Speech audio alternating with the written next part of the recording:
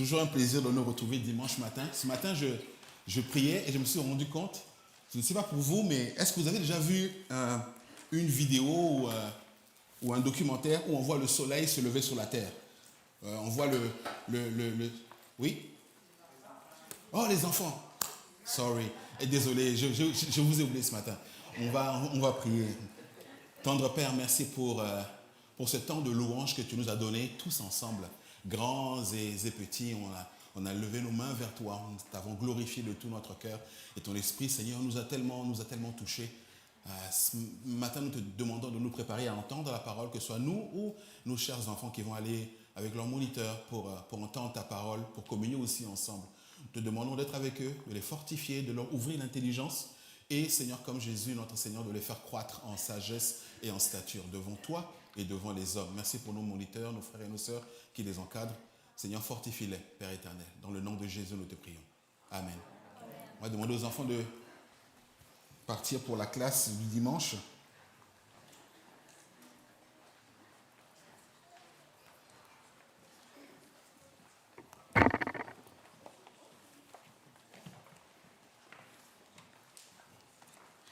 Et ce matin, justement, donc ce que je disais, je me rendais compte que, je ne sais pas si vous avez déjà vu le soleil se lever sur la terre, c'est comme une vague comme ça, qui part tout au long autour du globe. Le soleil se lève. Et je me suis dit, il y a une vague de louanges chaque dimanche matin qui balaie toute la terre. Tous les chrétiens, à leur tour, se lèvent et puis crient et puis chantent. Il y a une vague comme ça là, qui parcourt toute la terre de louanges tous les dimanches, tous les samedis aussi pour certains. Et juste penser à ça, c'est quelque chose qui m'a énormément touché. Avant de commencer, dimanche passé, Pasteur Michel nous a affiché des choses intéressantes sur l'écran. Et je ne sais pas si vous avez remarqué ce qui était affiché. Pour ceux qui ont peut-être regardé, est-ce que vous connaissez, est-ce que vous savez pourquoi Adam a été appelé Adam? Après tout, on aurait pu l'appeler Steve, John, Adam. Pourquoi? Savez-vous comment on dit sol en hébreu, la terre en hébreu? Le sol, le ground. Quelqu'un? Adama. Adama. Le sol en hébreu se dit Adama. C'est le sol, c'est la terre. Tu as été pris de Adama, alors tu vas t'appeler Adam. Tu vas t'appeler Adam. Il faut savoir qu'en hébreu, beaucoup de mots féminins se finissent en A. Le son A est la note du féminin. La terre, Adama, toi, homme, Adam. Et il y a une autre chose qui était affichée. Est-ce que vous savez comment on dit homme en hébreu? Ish. Notre l'a affiché. Ish. Il dit, et c'est pourquoi à Ève, à la femme, en hébreu, on dit Isha, la forme féminine. Tu as été prise de Ish, alors tu seras appelée Isha, femme. La Genèse est tout l'Ancien Testament est extrêmement poétique. Les noms ont une signification. Quand vous lisez l'histoire de quelqu'un, vous voyez le nom comme Jacob qui signifiait trompeur, comme Abraham qui signifiait père d'une multitude. On voit que ces noms-là correspondent un peu à leur histoire. C'est dommage, parce que, juste un aparté, en Afrique, on a gardé énormément de cette tradition-là, où on donne un nom qui signifie quelque chose à l'enfant. Souvent, avant la naissance, il y a eu des querelles entre la belle-fille et sa belle-mère, entre les deux familles, et souvent, quelqu'un va venir et puis va apaiser la situation, va venir et puis mettre la discussion, apaiser les familles, et puis quelques années plus tard ou quelques temps plus tard, un enfant naît. Cet enfant-là, souvent, on va l'appeler, au Congo, en tout cas chez nous, Bazebizonza. Ils savent parler, ils savent discuter. Mélissa n'est pas là, elle ne voudra pas. Quand elle est née, c'est la grand-mère qui voulait l'appeler comme ça. Sa grand-mère, la grand-mère de Mélissa, voulait l'appeler Bazebizonza. Ils savent parler, ils sont bavards. Bon, finalement, la maman a dit non, on ne lui donne pas ça. Mais je pense que trop tard. ça a marqué. Ce matin, on voit le chapitre 3 de la Genèse. Souvent, dans l'Ancien Testament, c'est difficile de se dire, Ça nous concerne. Après tout, c'est à 3000 ans, 4000 ans, 5000 ans, 6000 ans. C'est loin, ça. La création, Adam et Ève, c'est... Déjà, Abraham, on n'en parlait pas. En quoi ça nous concerne aujourd'hui? En quoi ça doit nous parler aujourd'hui? C'est parce que l'Ancien Testament, et la Genèse surtout, est charnière. Et c'est un pivot dans l'histoire humaine. Et c'est un pivot pour comprendre l'homme, pour comprendre comment nous nous comportons, pour comprendre comment la société se comporte. Quand on voit aujourd'hui, si on veut comprendre pourquoi certaines choses dans notre société se passent comme ça, il faut revenir à Genèse. Est-ce que vous vous rappelez quand vous étiez petit? Bon, ça fait longtemps pour certains d'entre nous, très longtemps pour d'autres personnes, très très longtemps. Est-ce que vous vous rappelez quand vous étiez enfant et que par exemple quelqu'un a cassé le vase de maman, ou cassé quelque chose dans la maison, ou mangé quelque chose sans permission? Vous étiez une fratrie, il y a plusieurs, et on vous accuse vous. Alors que vous n'avez rien fait. Vous vous rappelez, ça vous est déjà arrivé? Enfant, je parle enfant. Quand on devient grand, on devient un peu plus tête dure. Non, enfant. On vous accuse, vous, d'avoir commis ça. Est-ce que, je sais, pour beaucoup c'est loin, mais essayez de revenir à ces moments-là et essayez de voir comment vous vous sentiez quand on vous accusait de quelque chose que vous n'aviez pas. Pas que vous ayez commis, là, on le sait là. Non, quelque chose que vous n'aviez pas commis. Comment vous vous sentiez? L'indignation, et surtout quand vous protestiez et qu'on vous croyait, on ne vous croyait pas.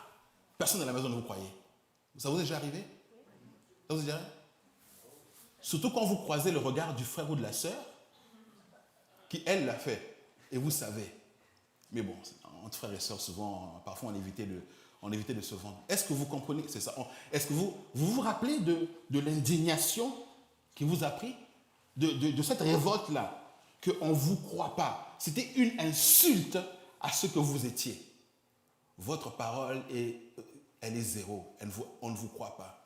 Imaginez un être, essayons un peu d'imaginer un être parfait, créateur de toutes choses, qui par sa parole a créé le moindre atome de la terre, qui aujourd'hui encore soutient toutes choses par sa parole puissante.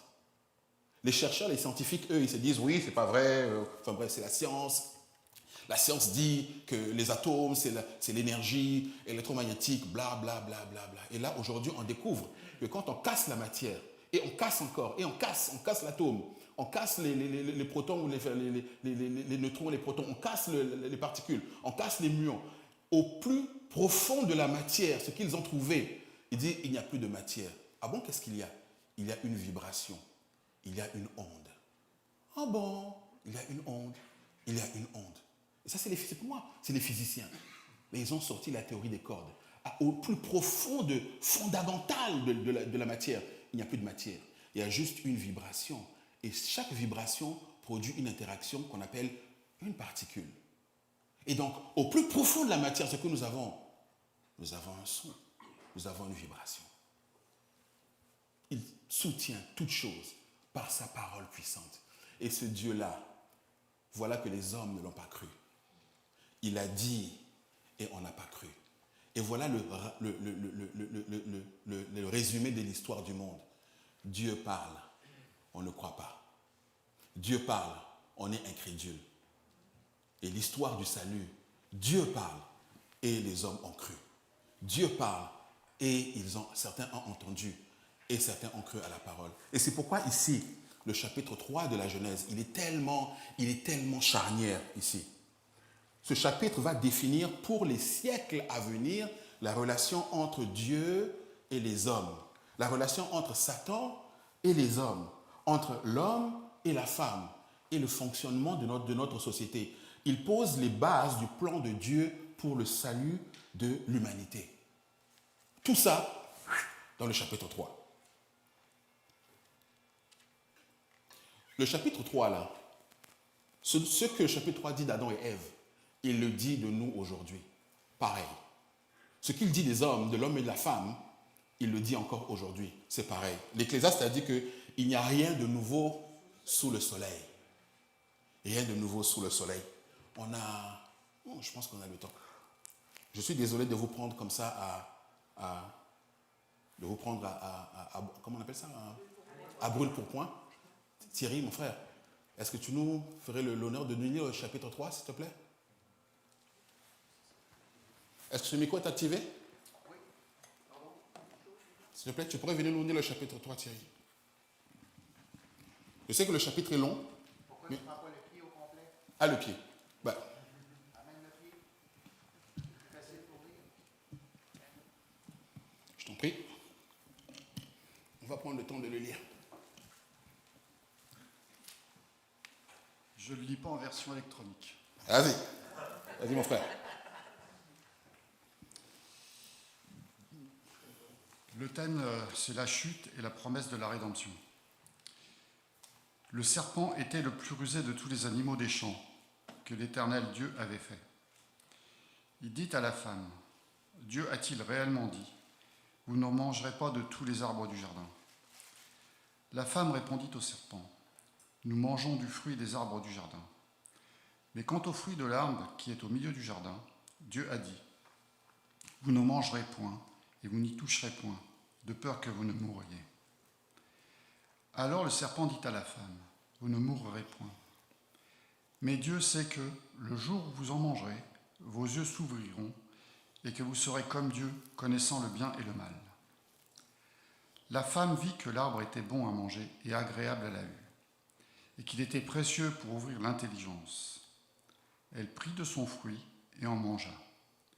Elle en donna aussi à son mari, qui était auprès d'elle, et il en mangea. Les yeux de l'un et de l'autre s'ouvrirent. Ils connurent qu'ils étaient nus, et ayant cousu des feuilles de figuier, ils s'en firent des ceintures. Alors ils entendirent la voix de l'Éternel Dieu, qui parcourait le jardin vers le soir. Et l'homme et sa femme se cachèrent loin de la face de l'Éternel Dieu, au milieu des arbres du jardin. Mais l'Éternel Dieu appela l'homme et lui dit, « Où es-tu » Il répondit, « J'ai entendu ta voix dans le jardin et j'ai eu peur, parce que je suis nu et je me suis caché. » Et l'Éternel Dieu dit, « Qui t'a appris que tu es nu? Est-ce que tu as mangé de l'arbre dont je t'avais défendu de manger ?» L'homme répondit, « La femme que tu as mise auprès de moi m'a donné de l'arbre et j'en ai mangé. » Et l'Éternel Dieu dit à la femme, « Pourquoi as-tu fait cela ?» La femme répondit, « Le serpent m'a séduite et j'en ai mangé. » L'Éternel Dieu dit au serpent, « Puisque tu as fait cela, tu seras maudit entre tout le bétail et entre tous les animaux des champs. Tu marcheras sur ton ventre et tu mangeras de la poussière tous les jours de ta vie. Je mettrai inimitié entre toi et la femme, entre ton lignage et son lignage.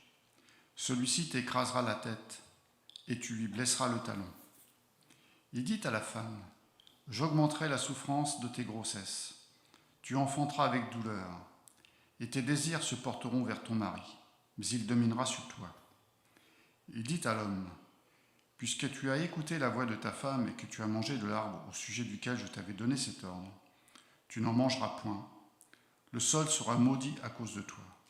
C'est à force de peine que tu en tireras ta nourriture tous les jours de ta vie. Il te produira des épines et des ronces, et tu mangeras de l'herbe des champs. C'est à la sueur de ton visage que tu mangeras du pain, jusqu'à ce que tu retournes dans la terre, d'où tu as été pris, car tu es poussière et tu retourneras dans la poussière. » Adam donna à sa femme le nom d'Ève, car elle a été la mère de tous les vivants. L'Éternel Dieu fit à Adam et à sa femme des habits de peau, et il les en revêtit. L'Éternel Dieu dit, « Voici l'homme est devenu comme l'un de nous, pour la connaissance du bien et du mal. Empêchons-le maintenant d'avancer sa main, de prendre l'arbre de vie, d'en manger et de vivre éternellement. » Et l'Éternel Dieu le chassa du jardin d'Éden, pour qu'il cultive la terre d'où il avait été pris. C'est ainsi qu'il chassa Adam, et il mit à l'orient du jardin d'Éden les chérubins qui agitent une épée flamboyante pour garder le chemin de l'arbre de vie. Merci beaucoup, Thierry. Merci beaucoup. Ah, il faut descendre.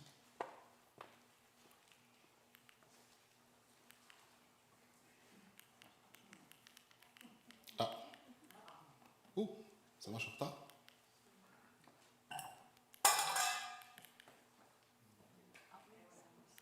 Quelqu'un? C'est moi ce qui... Ok. Une des choses que le serpent a dites à Ève, la première, quand il l'a rencontrée, il lui a dit, mais vous serez comme des dieux. C'est pas vrai ce que Dieu a dit. Ce que Dieu vous a menti. Il a des intentions cachées derrière. Ce qu'il veut, c'est que vous n'atteigniez pas votre plein potentiel. Vous serez comme des dieux une fois que vous aurez mangé. Ce qui est intéressant avec le texte hébraïque, il y a un jeu de mots. Les textes disent, vous serez comme Elohim. Donc, on peut aussi comprendre le texte, vous serez comme lui, vous serez comme l'Éternel même. Ce que Satan a proposé ici à Ève et à Adam, et ce qu'ils ont accepté, c'est que, connaissant le bien et le mal, c'est-à-dire la loi, ce qui est moral, ce n'est plus Dieu qui vous le dira. C'est vous qui allez établir votre propre règle. C'est vous maintenant qui allez dire, ça c'est moral, ça c'est pas moral, ça c'est bon, ça c'est mauvais. C'est vous, c'est pas lui. Vous n'aurez plus à l'écouter, plus à attendre qu'il vous dise quoi que ce soit. Ce sera vous. Vous deviendrez autonome. Et c'est ça le sens du mot, en grec, le sens du mot autonome, autonomos, votre propre loi. Vous serez votre propre loi. C'est intéressant parce que ce chapitre-là, quand sur certaines Bibles, peut-être sur la vôtre, si vous regardez le chapitre 3, il y a juste un verset du chapitre 2 qui commence le chapitre 3.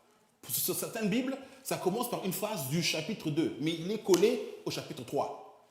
Cette phrase dit que l'homme et la femme étaient nus et ils ne se faisaient pas honte. D'autres versions disent ils n'avaient pas honte. Le texte hébreu littéral dit ils ne se faisaient pas honte l'un l'autre. Et ce qui est intéressant, c'est que la première des choses, la première chose qui les a frappés, une fois qu'ils ont acquis cette connaissance-là du bien et du mal, ou que eux maintenant ils pouvaient définir c'est quoi pour moi, pour ma vie, ce qui est bien et ce qui est mal, la première des choses, c'est que ils ont eu honte. Il y a deux choses qui sont apparues dans leur vie, la honte et le jugement. Pourquoi le jugement? Parce que le texte dit ils ne se faisaient pas honte l'un l'autre. Pas simplement qu'ils ne se faisaient pas honte. Ils ne se faisaient... Et là, une fois qu'ils ont mangé, la honte et le jugement sont entrés dans leur vie. Pas juste la connaissance. Le premier effet a été un effet néfaste.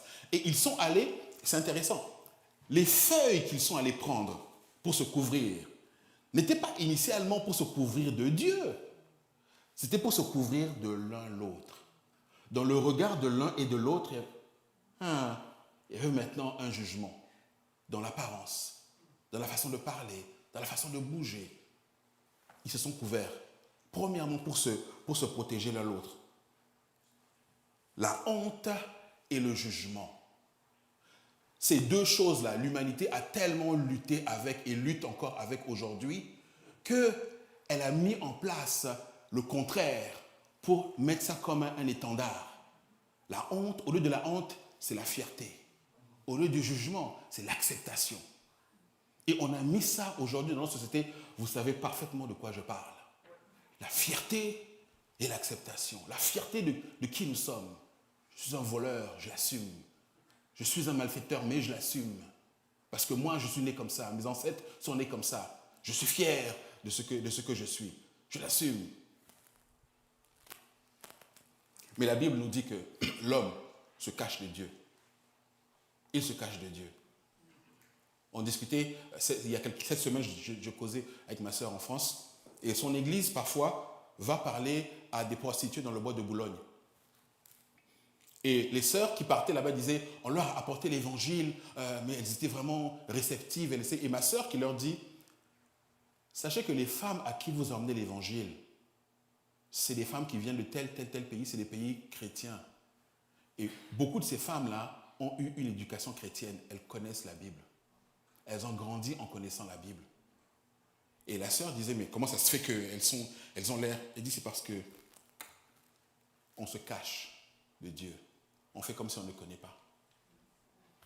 Et aujourd'hui, l'homme, ce que nous faisons toujours, c'est nous cacher de Dieu. Et quand, même en tant que chrétiens, nous péchons ou nous tombons, nous chutons dans un péché particulier ou une lutte qu'on n'arrive pas à s'en sortir, notre premier réflexe est de nous cacher de Dieu. On arrête de prier. On arrête d'invoquer le Seigneur. Se cacher de Dieu est un vieux réflexe qui suivra les hommes même jusqu'à la fin. Dans l'Apocalypse, il est dit, les rois de la terre, les grands, les chefs militaires, les riches, les puissants, tous les esclaves et les hommes libres se cachèrent dans les cavernes et dans les rochers des montagnes. Et il disait aux montagnes et aux rochers, tombez sur nous et cachez-nous devant la face de celui qui est assis sur le trône, devant la colère de l'agneau, car le grand jour de sa colère est venu. Qui peut subsister? La première fois que j'ai lu ça, il dit, mais si le roi des rois vient, pourquoi se cacher? Il faut courir à lui. Un des premiers effets de notre conversion, quand on vient à lui, un des premiers effets est que la peur disparaît. La peur disparaît. Je ne parle pas juste d'une simple peur de crainte ou de film où on regarde. Non, non, non. La peur profonde qu'on avait dans le cœur, cette peur de la mort, cette peur de nous dire mais je vais où à la fin? Ou cette peur-là, ma vie elle va être quoi? À quoi je sers? Cette crainte qui nous mange là, elle disparaît complètement. Ça c'est un des premiers effets qui disparaît. Plus de condamnation, nous sommes réconciliés avec Dieu. Ça c'est le premier effet de notre salut. Un jour, quelqu'un m'a demandé, mais toi c'est quoi ta définition du chrétien? Et je me suis demandé, c'est quoi ma définition de chrétien? Il y a plusieurs définitions. Celui qui est comme Jésus, celui qui marche avec lui, celui qui a été racheté par le sang de l'agneau, celui qui l'a accepté comme son souverain, celui qui a été réconcilié avec lui, qui a été régénéré, et celui qui a en lui l'Esprit Saint, etc. Il y a plusieurs. Et moi, il y a une qui moi, me parle. Le chrétien est celui qui vit sous le regard de Dieu. Celui qui vit sous le regard de Dieu. Je n'ai pas peur de son regard. Avec tout ce que je suis, avec tout ce que j'ai, je vis sous son regard. Je tombe, je vais à lui. Je chute, je vais à lui. Je suis content, je vais à lui. Tel que je suis, c'est comme ça qu'il me voit. Je ne me cache pas devant lui. Il y a des prières parfois qu'on peut faire qui sont étranges. Est-ce que vous êtes arrivé de prier dans la tentation et de lui avouer dans la prière que tu sais que j'ai vraiment envie de faire ça? Seigneur, fortifie-moi contre... Mais je t'avoue la vérité, hein, j'ai vraiment envie de faire ça. C'est ça, c'est vivre sous son regard. Tu vois comme je suis. Seigneur, je prie pour avoir la force de renoncer à ça. Mais je t'avoue que je n'ai pas envie de le faire. Je n'ai vraiment pas... mais toi, tu peux toutes choses. On vit sous son regard. Simplement, tel qu'on est, on ne se cache pas. Tel que nous sommes. Vous serez comme des dieux. Ce vieux rêve-là, il faut qu'on se rende bien compte aujourd'hui, c'est ce même rêve-là qui nous a amenés où nous sommes. Dieu qui est omnipotent, qui peut tout, qui est omniscient, qui connaît tout, qui est omniprésent, qui est partout. L'homme veut devenir de toutes ses forces comme lui. Et comme par notre propre chair, on ne peut pas, on a inventé des béquilles, on a inventé de la technologie. Mais le but premier de tout ça, c'est répondre à ce profond désir d'être comme lui. On veut être comme lui, on veut être omniprésent, on veut être partout. On a créé les Zooms, on a créé les conférences, les trucs, la technologie où quelqu'un parle à un endroit, on le publie, il est présent partout à la fois. Ce vieux rêve de l'humanité, là, être partout, on l'a plus ou moins réalisé. Je dis plus ou moins parce que ça n'a rien à voir avec comment Dieu est. Être omniscient, connaître tout. Aujourd'hui, maintenant, là, regarde. Avant, c'était Wikipédia, Google. Maintenant, c'est les IA. Moindre chose, on demande à ChatGPT, dis-moi ceci, dis-moi cela. Aujourd'hui, on peut avoir toute la connaissance du monde dans notre téléphone cellulaire. À un clic, avec un clic, on peut savoir quelle est la différence, c'est quoi la distance entre notre Soleil et puis l'étoile Bételgeuse dans la galaxie d'Orion. C'est pas vrai? En un clic. Si je vous demande c'est qui Hamadou Aïdjo, vous le connaissez? One click. À me dire c'est le premier président du Cameroun. One click away. One click. On est devenu omniscient. On est devenu comme Dieu. On connaît tout. On connaît tout. On veut combattre maintenant la mort, vaincre la vieillesse. Les milliards et les milliards et les milliards qui sont déversés pour vaincre la dégénérescence cellulaire, pour vaincre la mort. On a même un gars qui veut aller terraformer Mars, changer le climat d'une planète. Hein? Non? Ça vous dit rien? On va aller changer le climat de Mars, changer le climat d'une planète. Oh, waouh! si vous savez faire ça, pourquoi ne pas changer le climat de la Terre qui est en train de l'être dérégulé? Non? Commencez par là. Omnipotent. On a les programmes de détox. Ça va vous détoxer tout, et puis vous allez vivre 150 ans, 200 ans. Toute notre économie est basée sur ce désir-là d'être comme Dieu. C'est comme ça que ça fonctionne. Toute notre économie, j'en ai parlé une fois. Mais il y a une chose qui est étonnante, c'est que dans le Seigneur,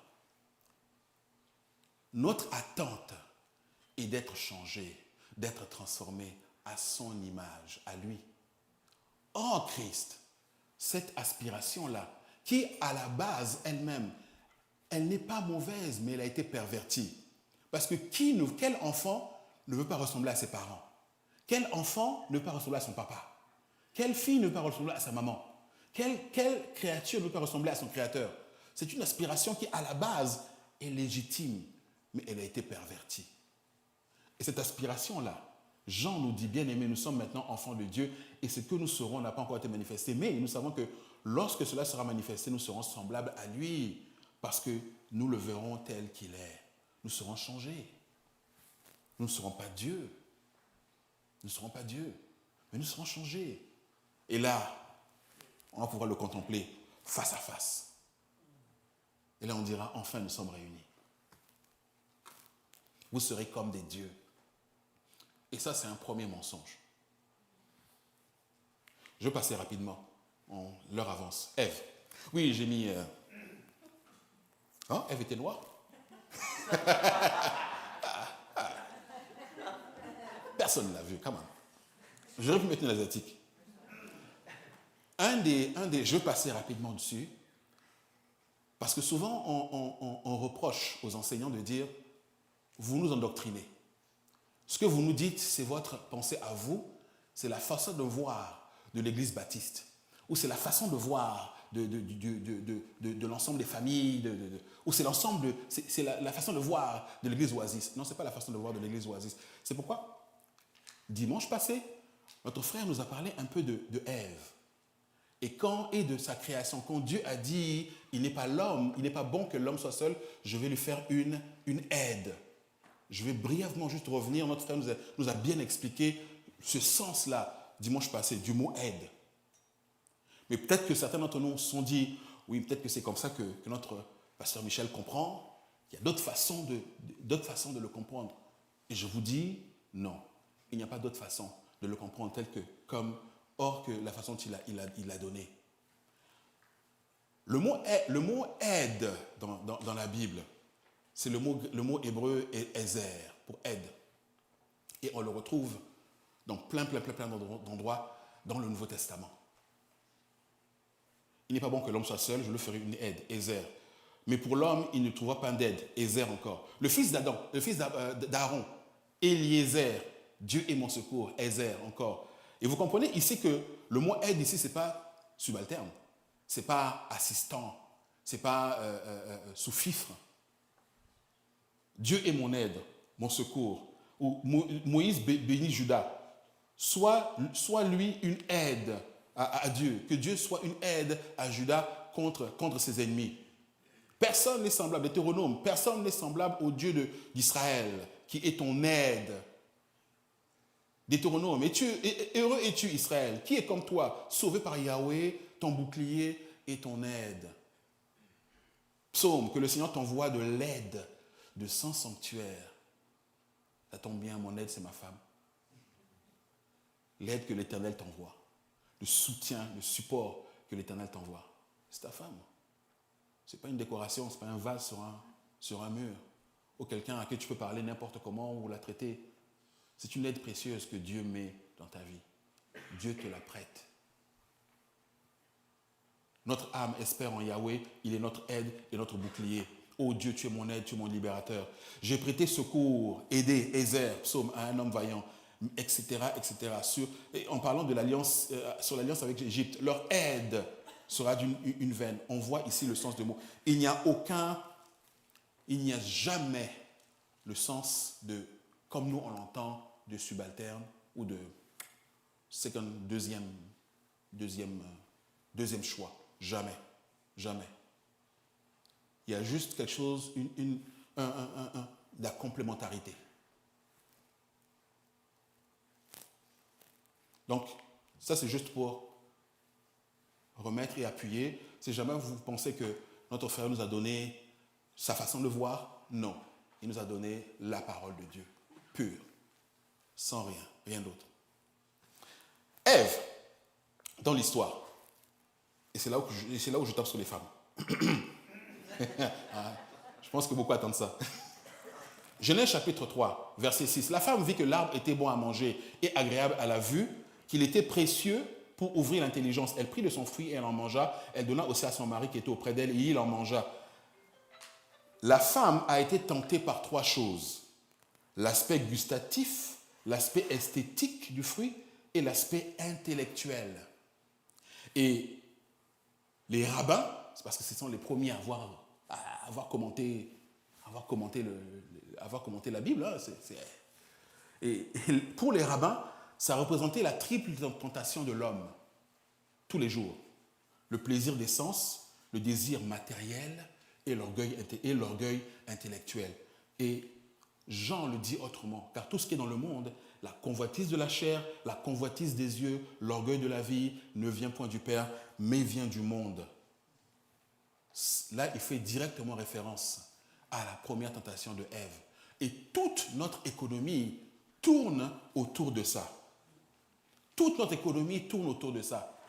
Oh, regarde le voisin, regarde la maison qu'il a, elle est plus grande que la tienne est petite, la tienne est moche, elle est poche. Tu veux celle du voisin, elle est plus grande. Oh, regarde la piscine du voisin, il a une piscine de 20 pieds, tu as une piscine de 12 pieds. Qu'est-ce que tu vas faire? C'est tout petit, on dirait un jacuzzi. Achète-toi 20 pieds. Regarde la voiture du voisin, elle est automatique, elle est machin, elle est grande, elle a 6 places et toi tu n'as que 2. Etc. Mets un costume Armani, tu vas voir comment on va te regarder, tu seras top. Achète ceci, achète cela, prends ceci, prends cela, désire ceci, désire cela. Tu as besoin de ceci, tu as besoin de cela. Toute notre économie tourne autour de ça, ce désir primordial, convoitise des yeux, convoitise de la chair, orgueil de la vie. Un jour, j'étais en France, il y avait une pub pour du lait maternel. Dans la pub, il y avait une femme nue, complètement nue, qui allaitait. Où est le rapport? On était à Canel, on regardait la pub, on était là, on était juste baba. Hey. Ok. Convoitise de la chair. Certainement, ça, la pub a été faite pour les papas qui vont acheter du lait, parce que je suis sûr que les mamans, elles vont pas acheter ce lait-là. Avec Ève, et là, ici, on rentre avec Ève, le serpent, l'ennemi, Satan, utilise une technique, une de ces techniques les plus anciennes et les plus éprouvées. Elle marche, ça fait des milliers d'années qu'il l'utilise. C'est la technique du 80-20. Hein? Vous la connaissez, hein? La technique du 80-20. Certains d'entre nous la connaissent. Pousser les hommes à abandonner le 80% là, pour le 20% qui leur manque. Ils avaient tout. Tout. Si c'est manger là, vous avez tous les arbres du jardin. Si vous faites attention, quand on a lu le chapitre 1 et le chapitre 2, au chapitre 2, Dieu donne aux animaux qui marchent sur la terre, au 6e jour, il leur donne toute l'herbe des champs. Il donne toute l'herbe des champs aux animaux et à l'homme. Et à l'homme ensuite, si on se rappelle ce qu'on a lu, il dit, mais à vous, en top, je rajoute tous les arbres, les fruits. Vous avez droit. On était vegan à l'époque. Moi, ce n'est pas une belle époque pour moi. Mais on était vegan à l'époque. Et l'homme avait plus que les animaux. Eux, c'est l'herbe des champs et vous mangez-le. Et certains vont me dire, ouais, mais des lions qui mangent de la paille, là, mon ami, c'est un peu... Ah bon? Les pandas sont des ours, non? Ils mangent du bambou. Ils mangent de l'herbe. Non? Dites pas que c'est possible. On en a la preuve aujourd'hui. Les pandas témoignent contre nous. Et l'homme, au travers de tout ça, tout ce qu'il a là, on a présenté Ève avec tout ça sous les yeux. On dit non. Regarde. Ce qui te manque là. Tu as tout, mais cet arbre-là, tu n'as pas le droit de le manger ça. Petit qui te manque là, tu as vraiment besoin de mettre ta main et de manger ça. Ce n'est pas suffisant. Ce n'est pas assez.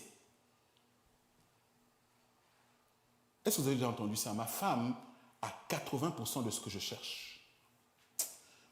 Mais cette autre-là, elle a les 20% là qui me manquent. Tu vas laisser ta femme pour courir derrière Miss 20%. Mais une fois que tu auras Miss 20%, tu vas te rendre compte que Miss 20% là, il lui manque 80%. Et c'est ça la convoitise.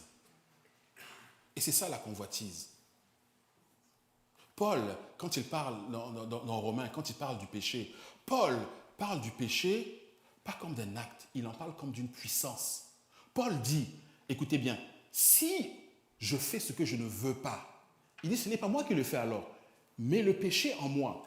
Il dit parce que si c'était moi, je le voudrais, mais je ne le veux pas, mais je le fais malgré tout. Et Paul en parle comme d'une puissance. La convoitise, c'est irrationnel. Donner à l'homme 9 millions, donner à son voisin 10 millions, il ne dormira pas. Il va perdre le sommeil. Vous allez dire, tu sais quoi? À ces 9 millions-là, j'en rajoute jusqu'à 100 millions. Merci. Vous donnez 200 millions à son voisin, il perdra encore le sommeil. L'être humain est étrange. Le psaume, et c'est cette technique-là, le psaume 20, verset 14, je ne sais pas si certains d'entre vous l'ont déjà lu. Il est étrange. Proverbe 20, 14. Mauvais, dit l'acheteur, et en s'en allant, il se félicite. Certains d'entre vous ont déjà lu ce proverbe-là? Est-ce que vous l'avez compris? Parce que c'est une technique.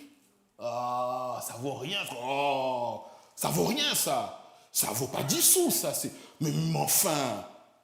Et vous le croyez, vous le vendez pour 5 sous. Et ça valait 50. Et en partant, il est content. C'est ça ici. Ça, c'est la technique du diable. Le 20-20. Je mettrai l'inimitié. Après ça, Dieu dit, j'avance rapidement, je mettrai l'inimitié entre toi et la femme, entre ta postérité et sa postérité. Celle-ci t'écrasera la tête et tu lui blesseras le talon.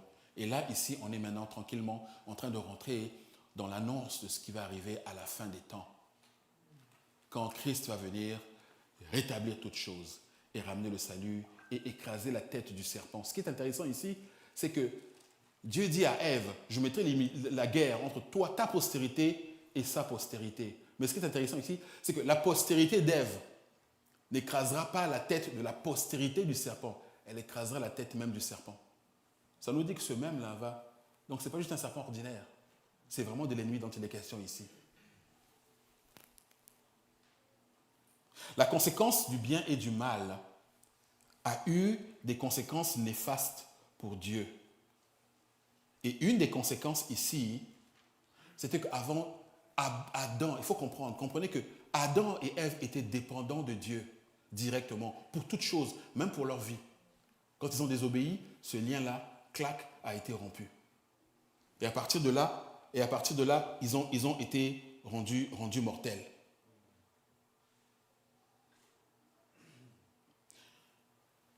Quand ils ont fait ça, on doit comprendre une chose.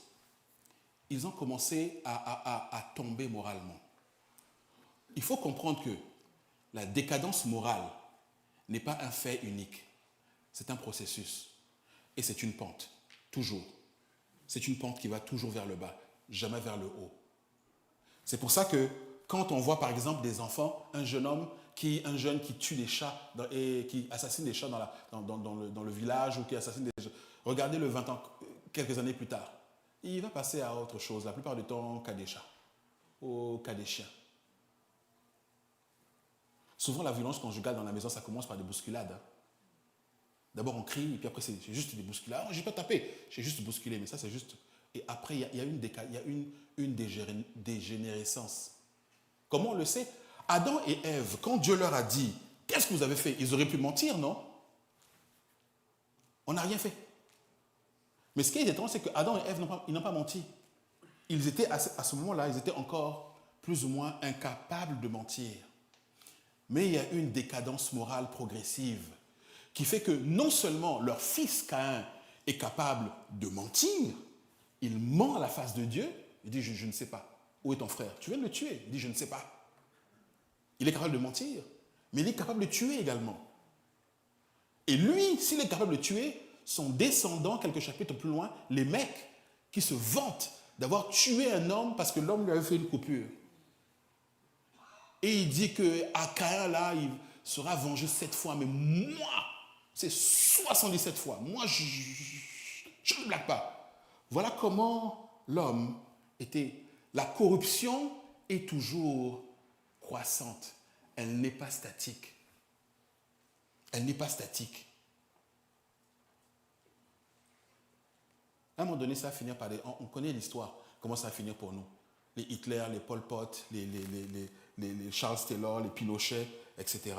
Et Paul le dit à Timothée, mais les hommes méchants et imposteurs avanceront toujours plus dans le mal, égarant les autres et étant égarés eux-mêmes. Maintenant, voilà ici une expression de la grâce, que si on ne fait pas attention, on ne la voit pas. Dieu chasse l'homme et la femme du jardin. Dieu. Après les avoir couverts par des habits de peau, il avait certainement dû mettre à mort des animaux, ou on ne sait pas, ou créer des peaux à partir de... On ne sait pas, mais il les couvre. Il couvre leur nudité. Parce que désormais, vous allez sentir les intempéries, le vent, le froid, le chaud. Il les couvre. Et il les chasse du jardin en disant, il ne faut pas qu'il approche la main et prenne du fruit de la vie et devienne immortel. Et quand on regarde ça, on se dit, mais Dieu a peur de quelque chose. C'est un élément, c'est la grâce pure de Dieu qui se manifeste. Pourquoi? Parce que l'homme était devenu moralement décadent. Et au moins, sa mort allait mettre fin à cette décadence-là. Mais si il avait mangé ce fruit-là, imaginez un Hitler qui est vivant. Imaginez aujourd'hui, ça donne quoi? Il ne faut pas penser que la méchanceté de l'homme est statique. Elle va de plus en plus. La perversité de l'homme va de plus en plus croissante. Imaginez un peu. Au temps de Noé, on voit que le monde entier était corrompu. Et encore, il n'était pas immortel. Ils arrivaient quand même à une fin. Mais imaginez quelqu'un qui a un tueur en série, qui a 500, 600 ans pour peaufiner ces techniques et mettre en place d'autres. Imaginez un peu ce que ça donne. La décadence morale de quelqu'un qui vit 600, 700, 800, 9, 1000 ans. Imaginez, c'est juste abominable. Et Dieu met fin à ça. Il dit non, on va mettre fin à ça. On ne va pas lui permettre de vivre éternellement. On ne peut pas laisser dans une décadence morale permanente. Et ça, c'est un des effets de Dieu. Deuxièmement, dans les Écritures, dans ce chapitre-là, on a aussi un élément de la croix déjà qui est annoncé. Dieu annonce la venue de Jésus à Ève. Il dit, ta postérité lui écrasera la tête. Mais ce qui est intéressant aussi, c'est que, vous savez, le mot arbre dans le texte hébraïque, le mot arbre, ce mot arbre ici est utilisé en même temps pour bois ou pour arbre. Dans certaines langues, dans la mienne, dans la langue de mon père, il n'y a aucune différence entre le mot arbre et le mot bois. Touri. C'est le même mot. Jacques, dis-moi, est-ce qu'on dit arbre, comment on dit arbre dans ta langue? Hein? Assis? Thé? Tassi? Ati. Et le bois? Ati. Ok. Donc, dans beaucoup de langues, c'est le même mot. Bois, arbre, bois, c'est le même mot. Et où est-ce qu'il veut en venir avec ça? Deutéronome, chapitre 21. Si l'on fait mourir un homme qui a commis un crime digne de mort et que l'on est pendu à un bois, son cadavre ne passera pas la nuit sur le bois, mais tu l'enterreras le jour suivant, le jour même, car celui qui est pendu est un objet de malédiction auprès de Dieu. Et tu ne souilleras point le pays que l'Éternel ton Dieu te donne pour héritage. C'est par ce verset-là que l'Écriture a introduit la malédiction sur la croix. Celui qui est pendu sur la croix est une malédiction. Qu'il ait fait ou non quoi que ce soit, si tu le penses sur une croix, toi tu l'as jugé digne de mort et tu l'as pendu, mais s'il est pendu, il est objet de malédiction. C'est par ce verset que Christ est objet de malédiction. Ce qui est intéressant ici, c'est que dans le texte original, l'hébreu ne fait pas la différence entre bois, et c'est bien bois ici, mais le mot est le même, arbre. Et tu le prends à l'arbre. C'est le même mot. Donc nous avons d'une part dans le jardin d'Éden un arbre vivant par lequel nous avons eu la mort, et à Golgotha un arbre mort au travers duquel nous avons maintenant eu la vie. L'arbre du jardin, l'arbre de la croix. Le mot est le même. Aujourd'hui, on fait la différence, on fait la distinction, arbre, c'est un bois. Mais le texte original, c'est pour nous donner une idée. Le premier, c'est parce qu'on n'a pas cru à Dieu. C'est l'incrédulité qui a fait que nous avons mangé le premier fruit. Le deuxième, c'est la crédulité, c'est la foi qui fait que nous acceptons ce sacrifice-là pour nous. Le premier qui a l'incrédulité a damné l'homme. La foi, par la foi, nous avons le salut. Adam a levé les yeux, il a vu le fruit. Il n'a pas cru à la parole de Dieu, il a mangé le fruit. Il fallait que ses fils, nous levons les yeux aussi à un autre arbre et que nous voyions celui qui était cloué à cet arbre-là et que par la foi, nous mangions de ce fruit-là. Nous mangions de sa chair et nous buvions de son sang. La boucle est bouclée. Voici ce que aujourd'hui, ce que Dieu déclare. Comme Moïse éleva le serpent dans le désert, il faut de même que le Fils de l'homme soit élevé, afin que quiconque croit en lui ait la vie éternelle, car Dieu a tant aimé le monde qu'il a donné son Fils, afin que quiconque croit en lui ne périsse point, mais qu'il ait la vie éternelle. Est-ce que Dieu a réellement dit ça? La réponse est oui, Dieu l'a dit. Et si aujourd'hui, tu crois à cette parole-là et que tu n'as jamais cru en elle par le passé, si tu crois en cette parole-là, et si tu regardes ton état et tu te reconnais comme le fils d'Adam, qui est rebelle et éloigné de Dieu, perdu dans son péché, condamné par Dieu, en colère envers Dieu et envers un Dieu qui est en colère contre toi, cette parole-là aujourd'hui, elle est pour toi. La parole dit aujourd'hui c'est le jour du salut. Elle est pour toi. Si tu acceptes cette parole-là de tout ton cœur, tu auras la vie éternelle en Christ et le pardon et la réconciliation avec Dieu.